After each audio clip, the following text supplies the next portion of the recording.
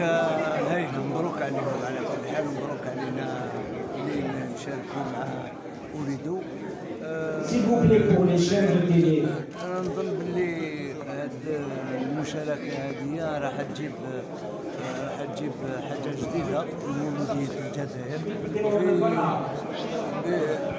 نظن رايحين ثانيك هذه حاجة جديدة الفلوس اللي راح يجيبوا. نظن باللي الاحتكاك مع في أوروبا إن شاء الله يجيبوا لنا في أوروبا يعودوا يلعبوا دي ماتش اميكي مع ليكيب اوروبيان، دي ماتش اميكو مليحه للمولوديه ومليحه لهنا للشعب الجزائري والشعب تاع المولوديه اللي ان شاء الله يتمتعوا.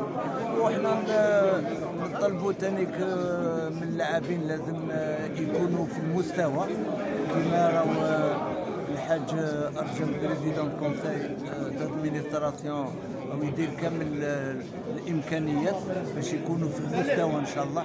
وحنا نطلبوا هذا وان شاء الله البيبليك ثاني يكون في المستوى ثاني ونطلبوا ان شاء الله